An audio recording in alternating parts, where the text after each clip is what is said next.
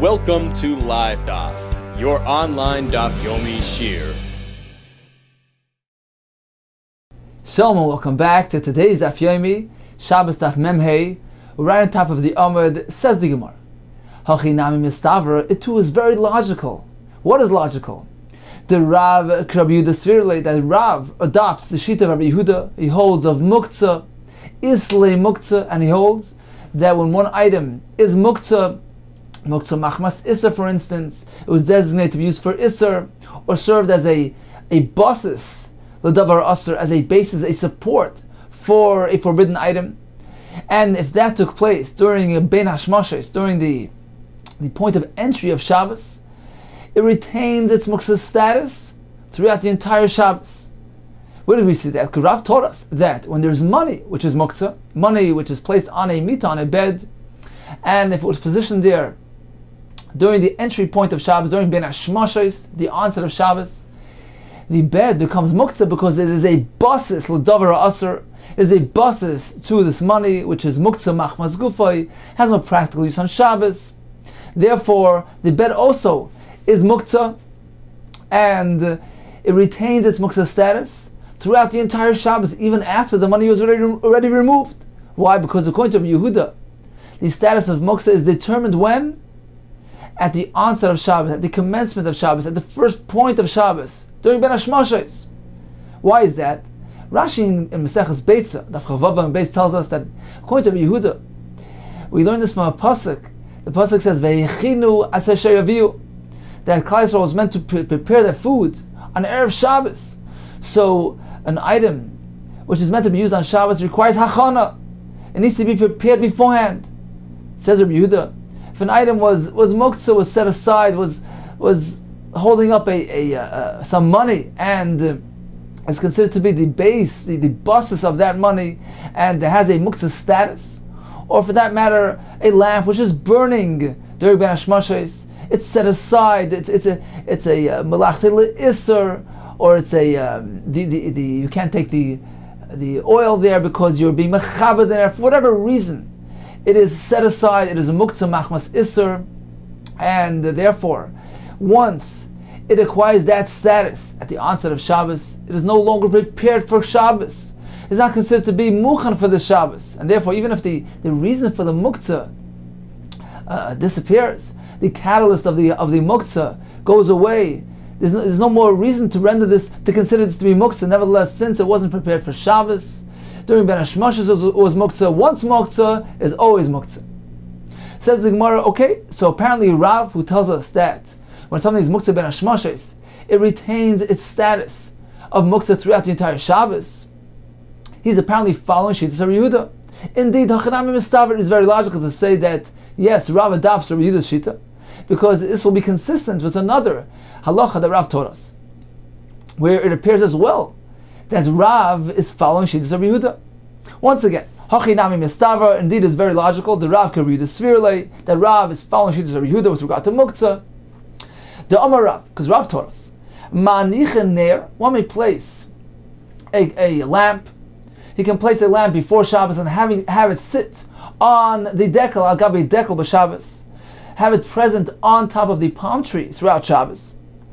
And there's no concern that perhaps after the flame goes out on Shabbos, he's going to remove the lamp from the dekel, from the tree on Shabbos, which is not allowed. In Rabbanan, one cannot use a tree on Shabbos. He can't place something on the tree, he can't remove something from the tree. There's a concern that he might go ahead and tear off a branch, a leaf. So Rav tells us that one may arrange to have a lamp sitting on a dekel on Shabbos. Why? Because even after the flame goes out, it'll still be muktzah. Why is it muktzah? Because once the lamp was burning during Ben Hashmashes, the entire ner is muktzah. And it is muktzah not only for that moment, even after the flame goes out, it retains its muktzah status, in accordance to Rav Yehuda. Because something which is muktzah Ben Hashmashes retains the halacha of a muktzah throughout the entire Shabbos.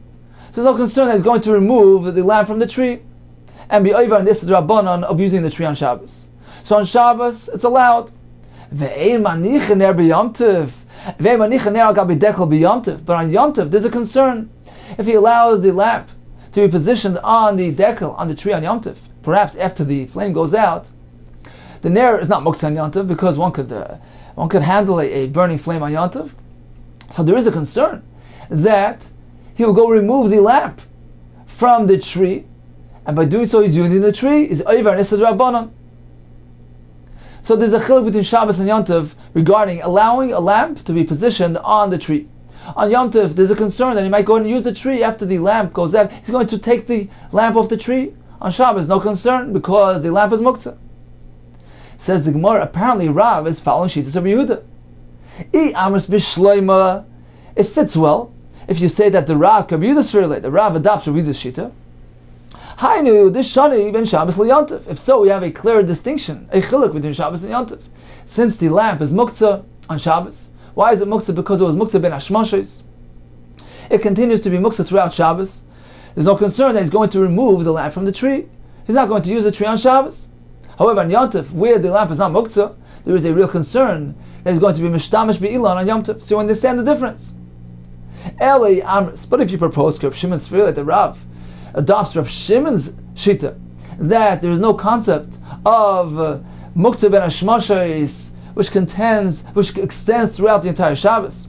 According to Reb Shimon, when something is fit for use right now, when something is fit for consumption right now, it's mutter. It's irrelevant whether it was or wasn't muktzah during ben hashmashos. Because according to Reb Shimon, the only thing that is really muktzah, if something is rejected, it's unfit, it's useless. But if something has a use, something has a purpose now, it doesn't matter whether it was prepared for Shabbos, whether it was designated for Shabbos, what the status of this item was during ben hashmashos. We don't look at that. So if that would be the case, if Rav would follow Shittas Reb Shimon, in that case, the lamp would not be muktzah, even though it was burning during ben hashmashos. Once the lamp goes out, he can handle it. He can go ahead and take it off the tree. And there should be a concern that he's going to use the tree on Shabbos. Says the Gemara again, if you propose a Rav follows Reb Shimon's shita, if so, Mali Shabbos or Mali Yom Tov, what difference does it make if it's Shabbos and Yom Tov? In either case, there's a real concern that he'll use the tree. So apparently Rav follows Shitas Rabbi Yehuda. Says the Gemara, is that really the case? Is that so? Rav Kav Yehuda Svirle? Bo Minei. The Rav, they asked the following halachic shaila of Rav: Mao l'tiltuli shraga the chanuksa. May one be metaltal, move the Chanukah menorah, mikami chaver b'shabbata. He's concerned about this nation called the Chaver, the Chaverim, who made life difficult for Yidden. They didn't allow to light their Chanukah licht. Rashi has another pshat that they would forbid anybody from lighting a candle except in their house of worship this was during a specific holiday. So in any case, he wants to bring his Chanukah menorah back into the house from the outside, so that these goyim don't notice it and they don't give him trouble. So the question is, can he do that on Shabbos after the flame goes out? Is it allowed or not? Again, ma'ul tatule shraga. Can a person handle the menorah, the candle, the chanukta of Chanukah, mikami chaver b'shabbata, for fear of these chaverim, of these goyim? Can he do so on Shabbos? The question is, since the menorah was lit during Beit Hashmashos, perhaps it already acquired its din muktzah, which extends throughout Shabbos. Va'amar lu, and Rav responded, yes, shaper dami, you can do so. So apparently, Rav does not contend that muktzah ben hashmashos affects its status throughout the entire Shabbos, because Rav allowed them to go ahead and bring their menorah back home after the flame was extinguished. Says the more shas hatchak shani. This was a pressing time, a shas hatchak, state of emergency. There was a shas sakana, afraid of the goyim who come give him trouble, harm him. So in that case, Rav allows. It's not something which he would ordinarily allow, but this case is unique. And as we will see from the following Gemara, as we see, because the Amrulay Rav Kahana Rav Ashi the Rav Kahana Rav Ashi challenged Rav. How can you say that it's mutter to bring the menorah to the home? Indeed, is this the halacha? Is that so? That it's not muktzah? Meaning they were surprised. They figured that the halacha is like Rabbi Yehuda, that it's muktzah. And he told them, Amr Lahu, you're right. Yes, indeed. Ordinarily, I would consider this to be muktzah. But this case is different. K'dayu, Reb Shimon, He's worthy enough. Lismach Allah b'shas al-chak, to rely on him in a time of pressing need. So apparently, it wasn't that Rav generally adopted Reb Shimon's shita. This was a unique circumstance, and he provided an exemption on account of the sakana of the goyim. So the conclusion is that yes, Rav holds like Rabbi Yehuda, but in Shas al-Chak he relies on Reb Shimon. Continues the Gemara. Okay, let's discuss Reb Shimon's shita. We know that Reb Shimon is very selective in his application of muktzah. So when indeed is it considered to be muktzah, like in according to Reb Shimon? Says the Gemara, Boy minei Reb Shimon Rish Lakish Reb Yochanan. So Rish Lakish asked the following question of Reb Yochanan. Let's analyze Reb Shimon's shita. Chitem shezoron bekarka. Suppose he planted grains of wheat, bekarka, in the earth, beitzim shetachas tarnagolos, eggs that are sitting under the hen for incubation. What is the halacha of these items? Are they muktzah or not? Now, obviously, the chitim that we're discussing here were not placed inside the ground, but rather on the surface. Otherwise, certainly it would be muktzah. You can't move the earth. You can't certainly can't dig them out of the ground. So the question here is whether these items, which are still fully fit for consumption, are still fully edible, are they considered to be muktzah according to Reb Shimon? Mao, ki lesle the Reb Shimon muktzah. When does Reb Shimon not apply muktzah? When the person hasn't set the item aside, hasn't actively set it aside. He wasn't doich, he didn't reject it. But in this case, where he rejects the items, he planted the wheat, he indicated that he has no intention of eating it. He placed the eggs under, or he allowed the eggs to remain under the hen. He indicates that he has no intention of consuming these eggs. When he actively sets these things aside, islay muktzah. Does Reb Shimon contend that Reb Shimon apply that muktzah applies in this case? Meaning, even though it's still fully fit for consumption, it's still roy, it's still chazi, there's nothing wrong, nothing deficient with the item. Nevertheless, since he is being doich b'yadayim, he's pushing it away. He's being mesiach das from it, so to speak. Perhaps, even Reb Shimon agrees that muktzah applies. Or Dilma, perhaps Leishna. No, even in this case, muktzah will not apply. There's no difference. Why? Because these items are still fully edible, perfectly fit for consumption. There's nothing wrong with them. So even though he placed the chitim bekarka or the beitzim under the tarnagolos, he intends on leaving them there to get incubated. Nevertheless, since they're still fit for use on Shabbos, it's not muktzah. According to Reb Shimon, the only time we have muktzah when it's totally unfit. It's absolutely rejected, inherently inappropriate, unsuitable for Shabbos. But these things are fully suitable to be used on Shabbos. Amar Leis, Rabbi Yochanan responded, Ein muktzah Reb Shimon. Reb Shimon does not apply muktzah. Only Ella shemen shebener, only oil within a lamp, b'shol shu doilek. When the ner Shabbos is burning. Why is that? Hoil, since it was set aside to be used for the mitzvah, it's feeding the ner Shabbos. And it is also set aside for Isser. What does that mean, it's set aside for Isser? Since it's inside the ner, one cannot go ahead and draw that oil, as we learned several times. Drawing oil from a lit flame involves a malach of mechabe, because by doing so he diminishes the flame, he dims the brightness of the flame. It's considered to be malach of mechabe. So we have two factors interplaying. We have the huktzil mitzvasai and we have the huktzil isurai. So this dual element of mitzvah and isur combined to make it muktzah, even according to Reb Shimon. But not those chitim or those beitzim shetach tarnagolos, they're not muktzah. Okay, says the Gemara. So you need two factors. Is that true? You need huktzil mitzvasai and huktzil isurai. One of them, for instance, huktzil mitzvasai, would not be sufficient to achieve the status of muktzah according to Reb Shimon. But lastly, huktzil mitzvasai, asked the Gemara. We know that's not to be so. Va'atani, we learned in the Brisa. Sichecha kilchasa, if a person covered his sukkah on sukkahs properly, v'itra b'kramim, and he decorated it with these colored sheets, Ubasadinam tziyarim, with other types of embroidered sheets. V'talaba goizim, and he hung in the sukkah nuts, afrasik, and peaches, shkedim, almonds, remain, and pomegranates. V'arfrichile, shalanavim, these clusters of grapes. He did this all for noy sukkah, to decorate a sukkah. V'atar shelshabal, wreaths of grains, or glasses of little containers of yenis, wine, shmanim, oil, slatis, flowers. So he did it for noy sukkah. He designated these items to be used to serve as a noy, as a beautification for a sukkah. Also, stavik, man, he cannot go ahead and partake and consume these items until after the entire sukkahs, ad motzi yontiv achron, after the entire yontiv sukkahs.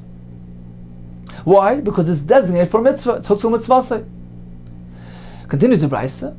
V'im hisna lein, but if he made a stipulation, made a t'nai, that I'm not interested in disengaging from these items, so he made this t'nai prior to Yom Tov, hakol lifei t'nai, it all follows his t'nai, and he can indeed partake in these items. So you see clearly that merely huktzil mitzvah alone, this factor alone is a standalone factor.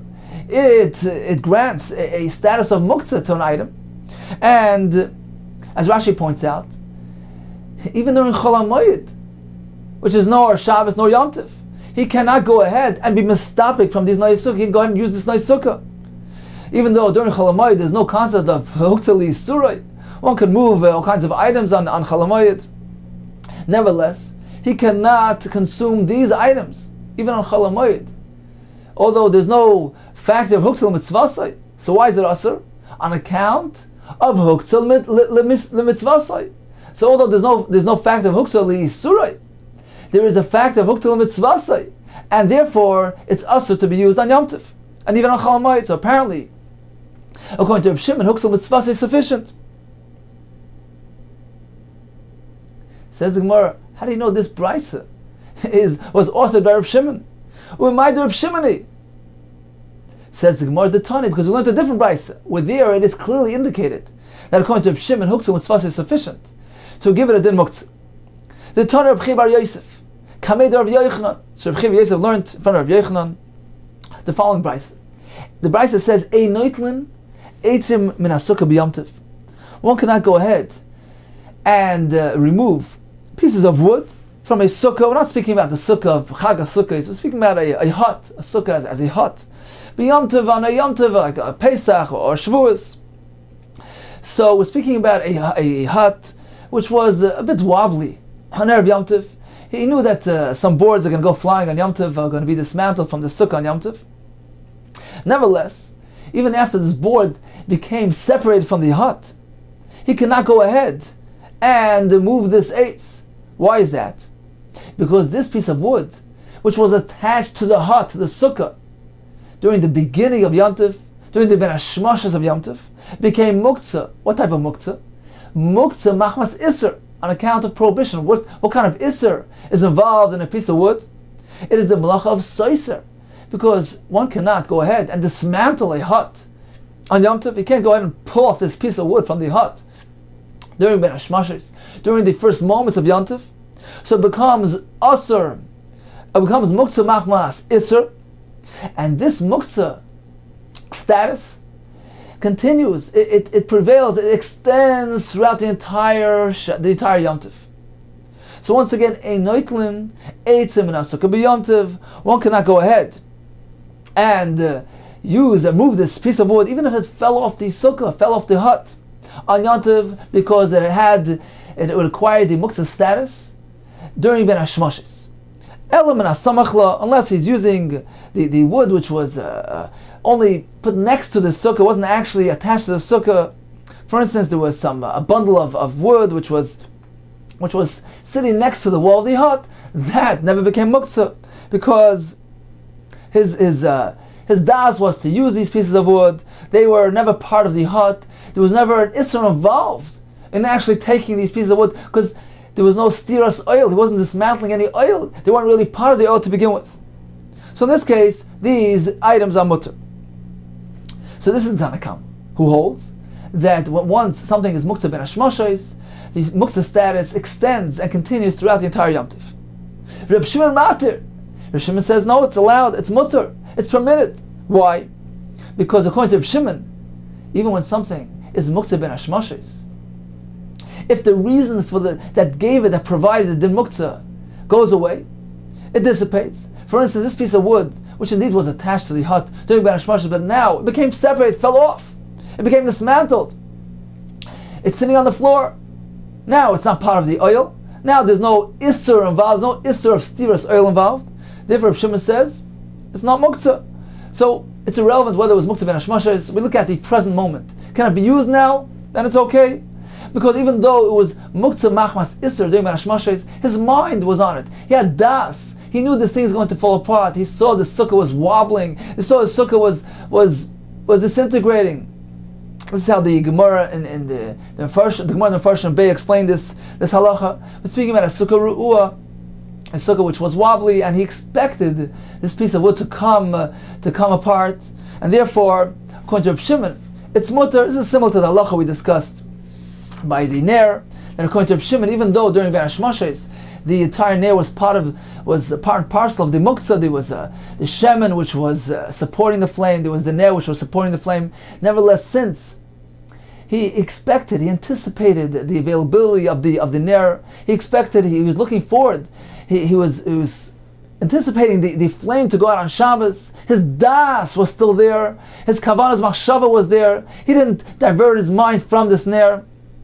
Therefore, the fact that his machshava is there, it allows him eventually to use it once the reason for the muktzah goes away. Here too, since right now the eitz is not part of the oil, since his mind was on it, daiti loya, he expected it to come loose. Therefore, it's not muktzah. Vishavan continues the brayso. They all agree. Tanakama and Rishon both agree. Besukas achag bechag. What about a sukkah on chag hasukkos? Shehi asura. In this case, all agree that it's asur. Why do all agree that it's asur? Because it was designated to be used for the sukkah shel mitzvah. This is not just a muktzah machmas isur because of the malacha of stira, which is not allowed on Shabbos and Yom Tov. The reason why the piece of wood is muktzah is because it's designated to be used for the mitzvah of sukkah. Therefore, even if it comes apart, it doesn't matter. It's still considered to be designated for the mitzvah, because the mitzvah of sukkah extends throughout the entire Yom Tov. As long as it's still Yom Tov, this piece of wood is still muktzah. So we see very clearly that according to Reb Shimon, this factor alone, huktzul mitzvah alone, grants an item a status of muktzah. So you must not say that two factors are needed according to Reb Shimon. Number one, huktzul mitzvah, and number two, huktzul li isurei. Even the huktzul mitzvah alone is sufficient to give it a din muktzah. Now let's just finish the brayso. The brayso concludes with these words: "V'im hisna leo hakol v'itnoi."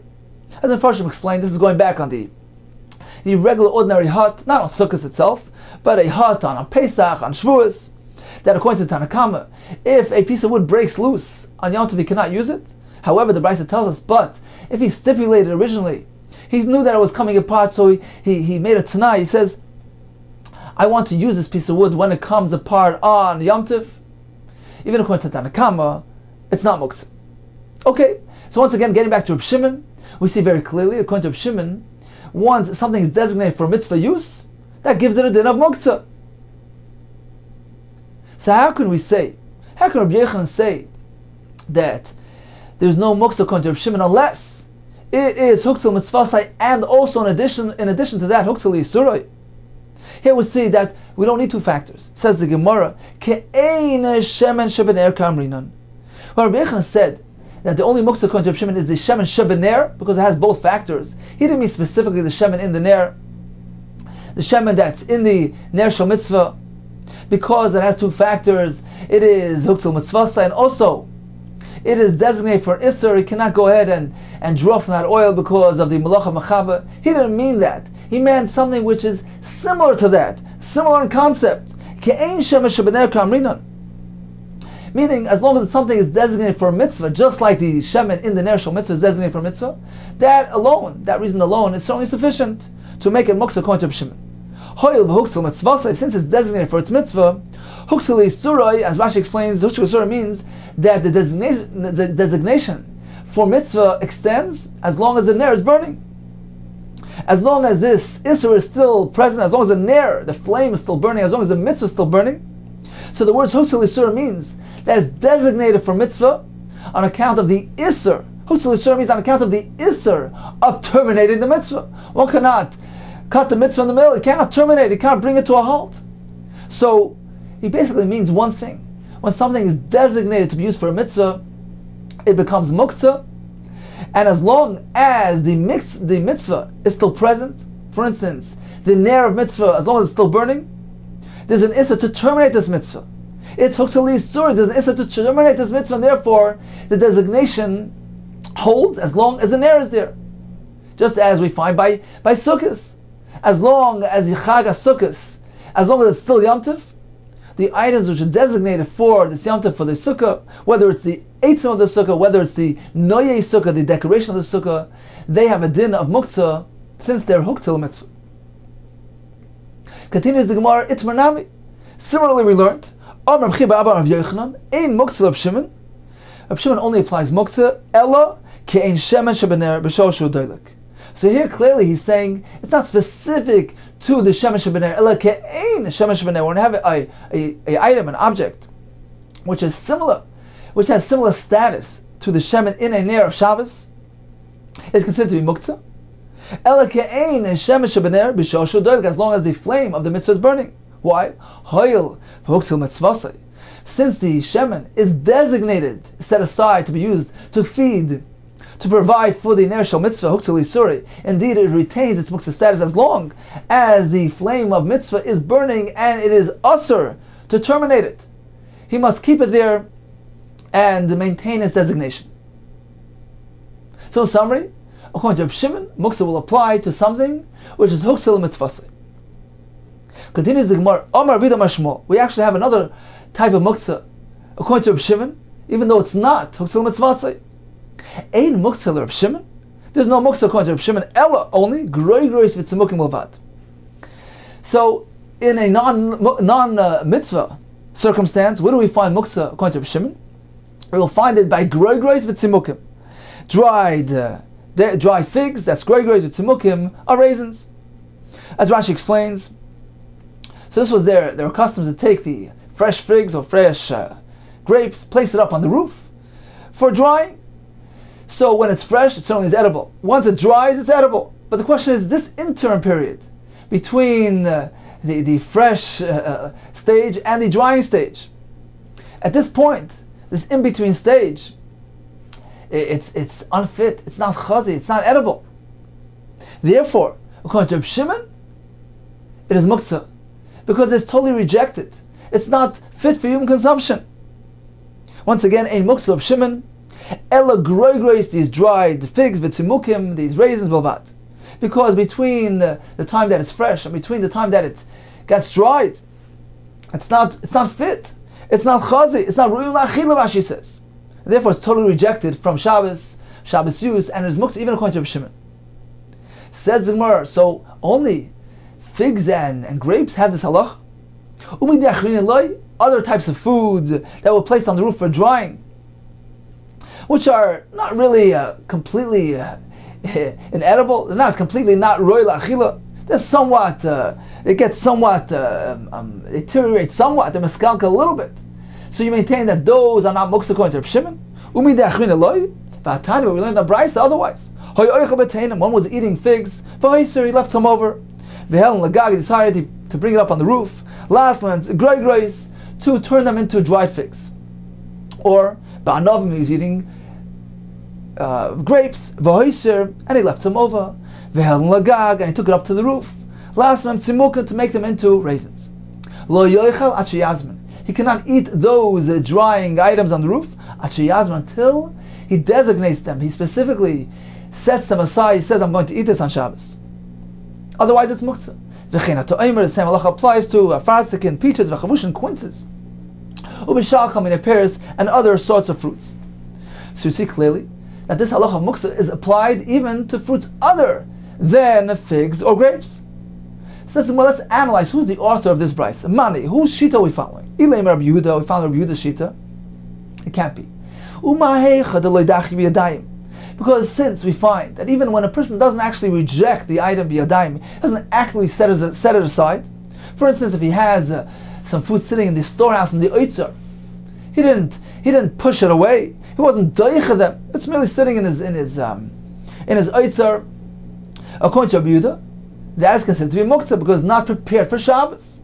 When we find, since we find the loidachi biyadayim, when a case where he hasn't rejected it, he hasn't pushed it away, Islam muktzah, according to Rabbi Yehuda, that too is considered to be muktzah because once again, according to Rabbi Yehuda, hachana is required, preparation is required.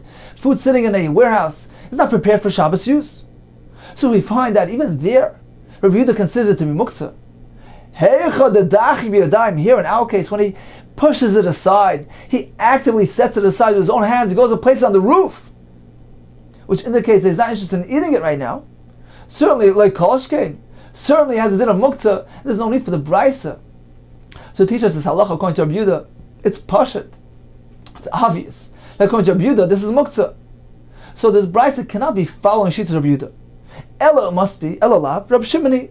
The author of the brisa is Rabbi Shimon. The brisa is based on Rabbi Shimon's opinion, who does not apply this broad application of muktzah. And only in this case, where he was doicha the item, he pushes it away from eating it, he puts it on the roof. According to Rabbi Shimon, that is considered to be muktzah. So we see that this halacha applies not only to the te'enim, to the groigrois v'tzimukim, the dried figs and raisins, but even to any other type of fruit as well. Since it deteriorates somewhat, and he pushed it away. So according to Rabbi Shimon, this combination, it is somewhat a deficient item, together with him setting it aside, creates muktzah. Says the no. La'olam Rabbi Yehuda. Truthfully speaking, this brisa is following Rabbi Yehuda's shita. According to Rabbi Shimon, muktzah will only apply to those two items, the groigas v'tzimukim, since they really deteriorate extensively. They become totally unfit for achila. But other fruits don't have the same halacha. This brisa is following Rabbi Yehuda. What is the chiddush of the brisa? Why does the brisa need to tell us this halacha according to Rabbi Yehuda? The brisa needs to inform us, even when he's in the middle of eating it. He sat down to eat these fruits. He left some over, he placed it on the roof. Perhaps I would think that's different. Perhaps I would say, I can entertain a thought. Since he began eating this and he intended on eating it, so he indicated that this is meant for his meal. So even when he went ahead and placed some of it on the roof, perhaps it doesn't become muktzah. It was part of his the food that he set aside for his own consumption, his own achila. Now he doesn't need to designate them. They don't lose their prepared status. Kamash Malon, yes, the brisa teaches us. Even the helon legag, once he placed it on the roof, he totally diverted his attention from them. And although initially he intended on eating them, since he placed it on the roof, it loses its status, it becomes muktzah, according to Rabbi Yehuda. However, according to Rabbi Shimon, the muktzah will only apply to groidos v'tzimukim on account of the fact that they are completely einoi roi la'achila, they're not fit to be eaten. Boy minei Reb Shimon bar Rabbi min Rabbi. Reb Shimon, the son of Rabbi, asked his father Rabbi. According to Reb Shimon, patzilei tmar the Reb Shimon mao. According to Reb Shimon, what about these patzilei tmar, these unripe dates? They're not really so edible. You could eat them, but they're not really so edible. They used to place them in these baskets for them to ripen. So according to Reb Shimon, is this considered to be muktzah, since it's not really edible? Amar lei, so Rabbi responded, no, this is not muktzah. Ein muktzah l'Reb Shimon. The only time we find muktzah, according to Reb Shimon, ella, it's only groigerish etzimukim movad. Only these figs and these grapes, which were laid on the roof to dry, and as we explained earlier, they're totally inedible. They're not roy l'achila. And as Rashi points out here, there are actually two factors playing together. Number one, says Rashi, the da'achinu biyadayim. He pushed them away, he shoved them away, he rejected them biyadayim, he actively set them aside, he placed them on the roof. He indicated that They're not going to be eaten now. They're not meant to be eaten. Number 2 says Rashi, v'lo chazu. They're not edible. They're not fit. They're not roy la'achila. So we have two factors that are combining, that are playing together. We have a combination of two elements. One, on account of the item. It's a deficient item. It's a deficiency on account of the chefsa. Number 2, the person as well, the owner, indicated his unwillingness to be involved with these items on Shabbos. He set them aside. He separated them. He was doicha them. He rejected them. So we have one factor on account of the chefza, a deficient item, and number 2 on account of the gavra of the person. So both of these factors join together and combine to create muktzah according to Reb Shimon. However, these patzilei tamar, these unripe dates, it's not considered to be muktzah. Why? Because he wasn't doicha them. He didn't shove them aside. He didn't reject them. And as Rashi points out in Rashi in Beitza says that they're still somewhat edible. So either way, these patzilei tamar don't fit the bill of muktzah according to Reb Shimon. So in conclusion, in summary, according to Reb Shimon, what is considered to be muktzah? So far we have a couple of different items. We began with the chitim shezoran bekarka, or the beitzim shetachsam negoilis. The Gemara concluded that's not muktzah. Why? Because even though he shoved them aside, rejected them, he set them aside, he actively set them aside, nevertheless, it's right. They're totally edible. And therefore, according to Shimon, it's not muktzah. What about the shemen that's from a ner on Shabbos? Whether it's in the ner, whether it's dripping from the ner, which is burning, that is considered to be muktzah, because it was designated for the mitzvah ner Shabbos. We proceeded with gregers yitzimukim, these figs that are drying, these grapes that are drying, those are muktzah, on account of 2 reasons. There are 2 factors interplaying. Number 1, he was doicha them, the owner shoved them away. Number 2, they're not roy, they're not fit, they're not roy la'achila. However, other types of fruits, including these patzilei tamara that we just discussed, are not muktzah, since they're still roy. And also, sometimes there's no dichoy as well. Like in this case of patzilei tamara, there was no dichoy. The owner never shoved them aside. So on both accounts, they do not have the status of muktzah. Continues the Gemara. V'Rebbe lesle muktzah. So Reb Shimon, the son of Rebbe, asked Rebbe, what is going to be the din of these dates, these unripe dates, according to Reb Shimon? Apparently, the fact that he questioned his father with the context of Reb Shimon's shita, apparently he knew that his father, that Rebbe, adopts Reb Shimon's shita. Rebbe lesle muktzah, that's why Rebbe doesn't hold of this broad application of muktzah. With Reb Yehuda's application of muktzah, he holds like Reb Shimon. But haven't we learned in a Mishnah otherwise? The Mishnah says,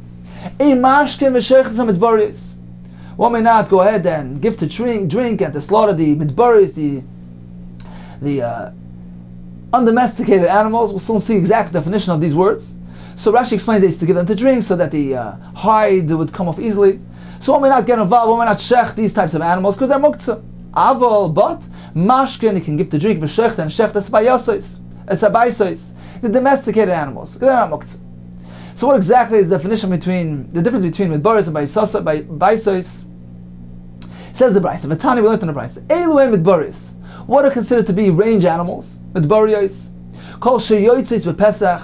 They leave during the Pesach season, during the spring season, and they stay out there and they wander in the wilderness, and they only come back when it begins raining. V'nechnases b'Reviyah. They come back when the rain season begins.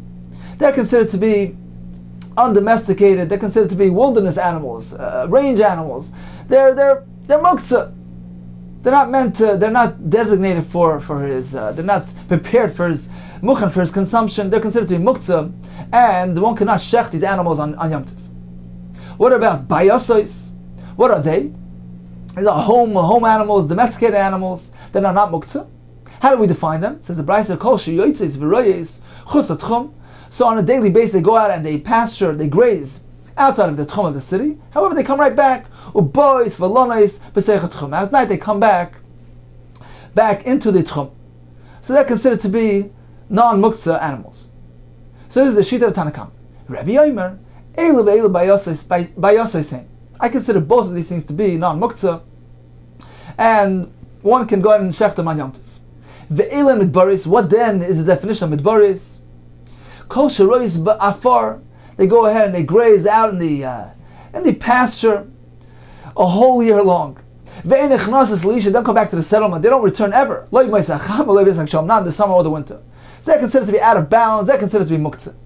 They're not prepared for personal use, for consumption, and they are muktzah on Yom Tov. So apparently, the fact that Rebbe discusses the halachas of muktzah, it's a question of definition, but he agrees to the concept, to the underlying principle, that an animal which is not prepared for use, an animal which is out in the wilderness, is considered to be muktzah, since it wasn't prepared for Yom Tov. Whose shita is this? Whose opinion is this? This is Rabbi Yehuda's shita. Rabbi Yehuda the Islam muktzah, who applies the concept of muktzah in this case. He holds that something needs to be prepared for Shabbos. So apparently Rebbe is indeed adopting shitas Rabbi Yehuda, not shitas Rabbi Shimon. So how does this stem? How is this consistent with the dialogue between Rabbi Shimon and Rebbe, which indicated to us that Rebbe adopts shitas Rabbi Shimon, who does not hold a muktzah? Says the Gemara, we have three answers. Iboyi Seimer. The first teretz is that Hani Nami, these animals, are also considered in the same category of Kegroigrois v'tzimuk and Damyan. Just as we said before, that according to Reb Shimon, when we have these drying figs or grapes, they are indeed muktzah. Why? On two accounts. Because they're not roi, and number two, because he was doicha them.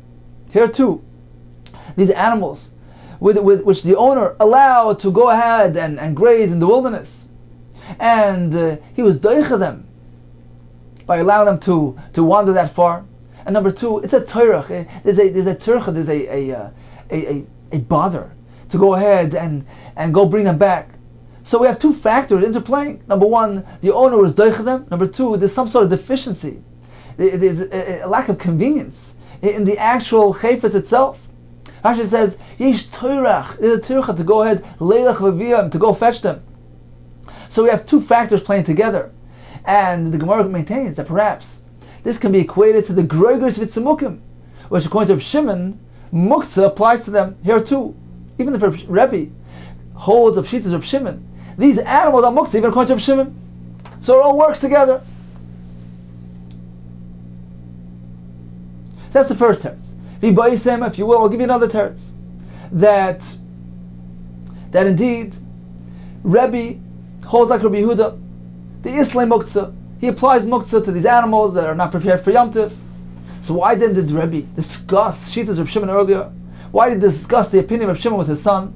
He was relating to Reb Shimon's words, to Reb Shimon's opinion, but he himself doesn't contend, so he holds like Rabbi Yehuda. That's fair enough. He holds like Rabbi Yehuda, but he was discussing shitas Reb Shimon. Another teretz. He himself holds like Reb Shimon, as indicated in the dialogue with his son. The discussion in the Brisa regarding the definition, the exact meaning of the words midbariyos and bayasais with regard to muktzah, Rabbi Yehuda's muktzah, he was relating to Rabbanan. He was telling the Rabbanan, look, I don't agree with the concept of muktzah in this case, but let's discuss your opinion. You hold of muktzah evidently, and you define midbariyos in one way and bayasais in another way. I want to disagree with that definition, with that interpretation. He's relating to the words of Rabbanan. According to me, Leslie muktzah. I don't agree with muktzah altogether. Leslie muktzah klal. However, according to what you're saying, you hold of muktzah. Okay, but let's analyze the definitions. What is midbariyos? What is bayasais? Oidelumios, agree with me, concede to me. An animal that goes out during the springtime, but comes back at the onset of winter, the beginning of the rain season. The bayasais, they're considered to be domesticated animals, and not muktzah. Why do you consider those to be muktzah? Rabbanan respond, they say no. Loi midbariyos ninu. They are considered to be midbariyos. They're considered to be animals of range, of wilderness. They are not considered to be prepared and destined and designated for his use. Therefore, they're muktzah.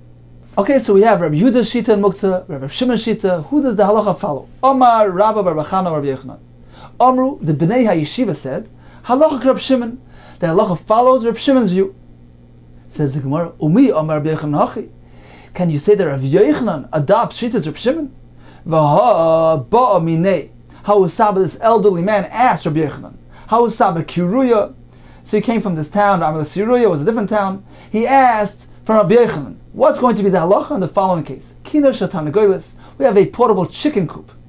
Ma'alat Tatula b'Shabbos. Can it be moved on Shabbos? Is a muktzah. Amar Leis, Reb Yochanan responds, Klum ha'asoi ela l'tarnagolim. Isn't it made specifically? Isn't it meant? Isn't it designated for chickens? So it's muktzah. Why is it muktzah? It's a malachte le'isr. It's meant to service the chickens, which are balachayim, which are muktzah. Apparently, says the Gemara, Rav Yochanan adopts Shitas Rabbi Yehuda, who holds that muktzah machmas isr is muktzah, whereas according to Reb Shimon it wouldn't be muktzah. So you have a contradiction in Rabbi Yochanan. Here he says that the halacha follows Rabbi Shimon's opinion, and then he rules according to Rabbi Yehuda. Says the Gemara, this is unique. This is different. In this case, even Rabbi Shimon would agree that it's muktzah. Hachamai Eskiran was speaking out the following case. This be a freyach meis. In this chicken coop, there is a freyach, a little chick that is dead. So this freyach meis is present in the coop, and this is certainly muktzah. Even according to Rabbi Shimon, it's unfit. It's totally rejected from any Shabbos use. It's muktzah machmas gufay. And therefore, the kupa is also muktzah. Why? Because it's serving as a support, as a basis for this efroyach meis. Says the Gemara, is that muktzah according to Reb Shimon? And a efroyach that dies on Shabbos is muktzah? This works well according to Mar Bar Meimar, the name of Rav, who said, "The Amar Moida Reb Shimon." Reb Shimon agrees. But Balchayim Shemeis Shasurin, a Balchayim that dies on Shabbos or Yontav is muktzah. Ella Lamar Bar Rav Yosef. According to Mar Bar Rav Yosef, who said Mishmei the Rava, the name of Rava, the Amor said Cholakay Reb Shimon. Reb Shimon disagrees. Afilu b'Balachayim Shemeisu. Even regarding animals that died on Shabbos or Yontav, Shem Mutar, he maintains that they're not muktzah since they can be fed to a dog. So according to Reb Shimon, this efroyach meis is not muktzah. It still has some use. It's still useful. Michael and Meimar. If so, why is this kino shatan negoyos, this chicken coop? Why is it muktzah? According to Reb Shimon, it's not muktzah even if it has the efroyach meis present in it. Says the Gemara, we must be speaking of the following case. Beitza. There's an egg in there, a newly laid egg, which is noilad. It was formed, it was created on Shabbos. Therefore, even according to Reb Shimon, it's muktzah. And since it's sitting on the coop is also muktzah. Says the Gemara, is that so? According to Reb Shimon, noilad is muktzah, something which was born, created on Shabbos is muktzah. Why? Since it wasn't prepared for Shabbos, it's something new. According to Reb Shimon, preparation is never required. The Amar of Nachman, the Rav Nachman tell us, man the Islam muktzah. The Shita, according to Yehuda, who holds of muktzah, that something needs to be prepared for Shabbos, Islay Noilat. He maintains that something which was born on Shabbos, an egg which was laid on Shabbos, is also muktzah, since it wasn't prepared from before Shabbos. The Leslie muktzah, however, of Shimon, who does not apply muktzah, Leslie Noilat, he doesn't hold of Noilat as well. Even an egg which was laid on Yom Tov, which is a completely new entity, it's not muktzah. You can eat it, it's edible, go ahead, gesundheit, even though it wasn't prepared beforehand. So indeed, this newly laid egg is not muktzah according to Reb Shimon. So why is the chicken coop muktzah according to Reb Shimon? Says the Gemara, okay, so we'll give you a third answer. The isbei beitzas efroyach. We're not speaking about a plain egg, we're speaking about an egg which is an unhatched egg. Therefore it's not edible for human consumption, and it's not either edible for the dog, as Rashi says, on account of its shell. So it's a completely muktzah item, even according to Reb Shimon. It's rejected from Shabbos use, and it is muktzah machmas gufay as a result of its uselessness, and therefore this coop which contains this egg is also muktzah as well. So once again, the kina shatar negoilis, this chicken coop is muktzah. We have two approaches. According to Rabbi Yehuda, it's muktzah because it's a klishum lachtel iser, it's serving the chickens. According to Rabbi Shimon, it's either because there is an efroyach meis in there, a dead chick, which is muktzah even according to Reb Shimon, or if you maintain that according to Reb Shimon that is not muktzah, we must say that it has a beitzas efroyach in there, an unhatched egg, which is useless, and therefore it's muktzah according to Reb Shimon as well.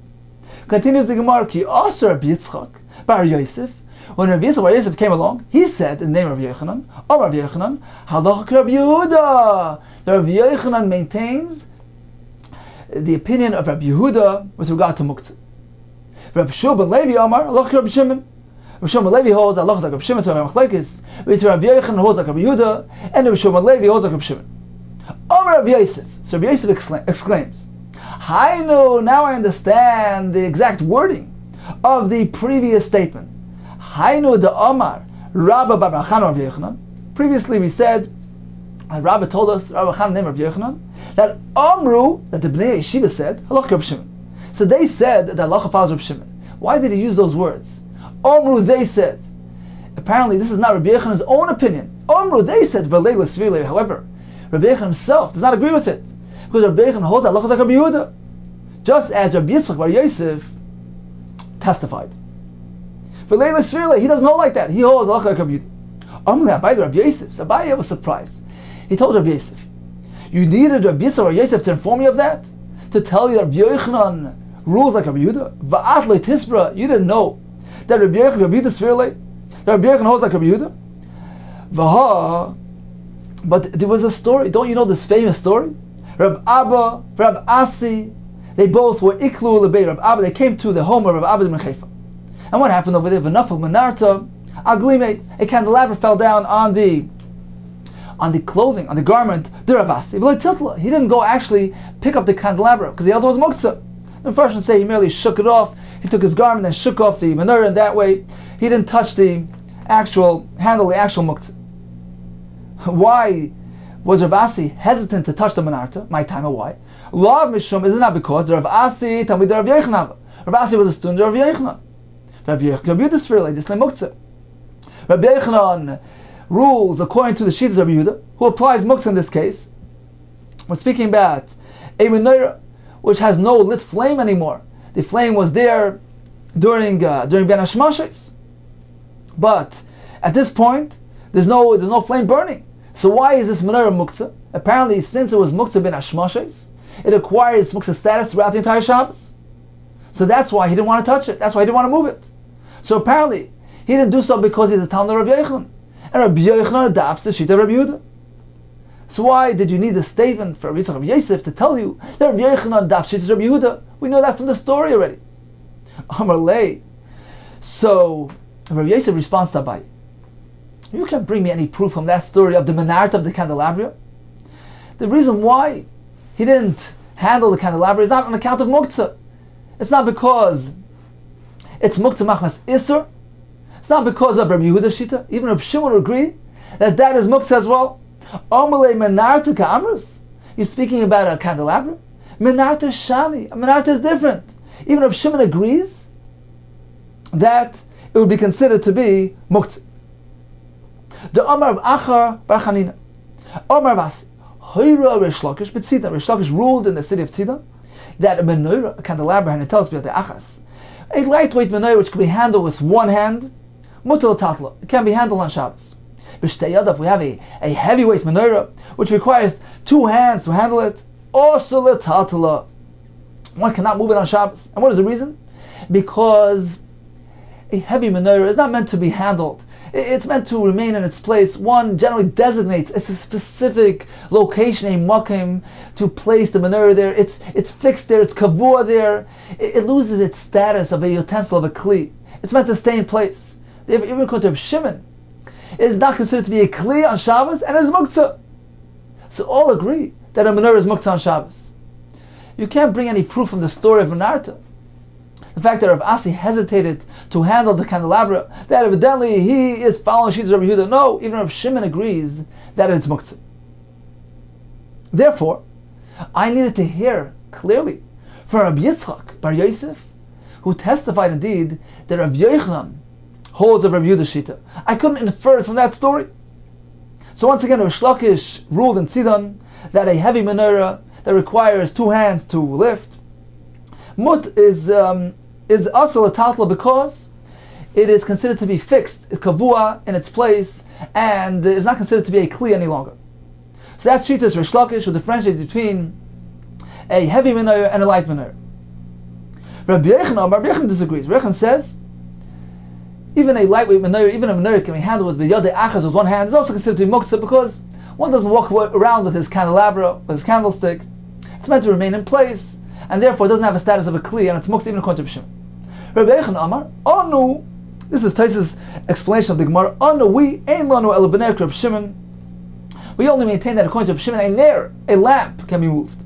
Aval menorah, but a candelabra, whether it's small, whether it's big, bein nitala b'yadei achas, whether it's handled with one hand, it's a lightweight menorah, bein nitla b'shtei yodav, whether it's handled only with two hands, it's a heavy menorah.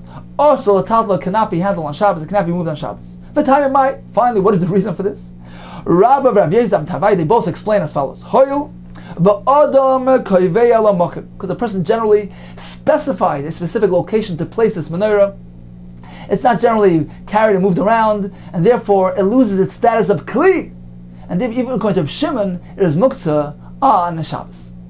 Okay, it's time for a chazara of today's daf. The Gemara began by relating that Rav adopts Shitas Rabbi Yehuda and Muktzah. However, by Chanukah, by the menorah of Chanukah, he allowed it to be brought into the house on account of sakana, and he said that this is different. Kedayu Reb Shimon. Reb Shimon is worthy enough for us to rely on his opinion, b'shas hadchak, in a time of pressing need, and one may indeed bring the menorah back home to avoid sakana. The Gemara proceeded giving us various guidelines according to Reb Shimon, what is and what isn't muktzah.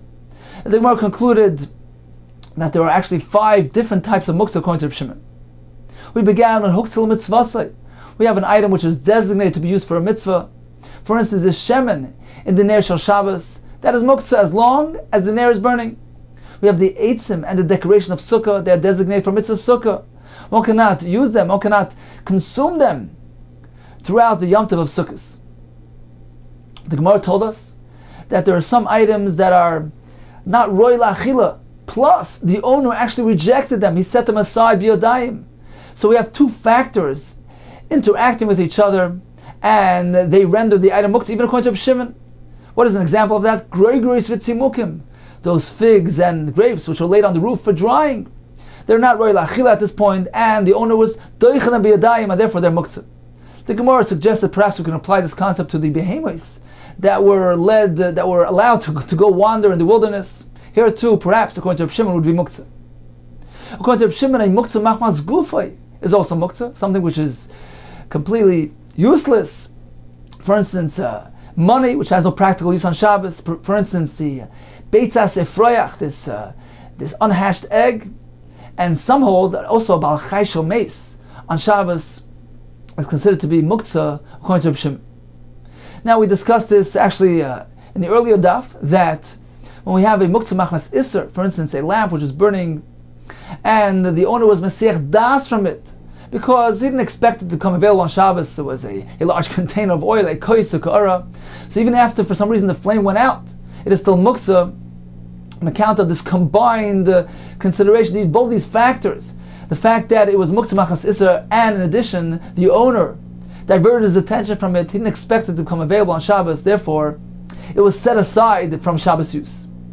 Finally, the Gemara concluded with a new concept of kviyas makom. For instance, a menorah, which is meant to remain in position. The owner designates a specific location to place this menorah. He doesn't walk around with his candelabra in hand. Therefore, even according to Reb Shimon, it is not considered to be a kli, and it is also muktzah on Shabbos. Now, we must point out this is merely a havamina. The Gemara soon will actually revert and change the halacha regarding the menorah, and will hold that a menorah is not considered to be muktzah according to Rabbi Shimon.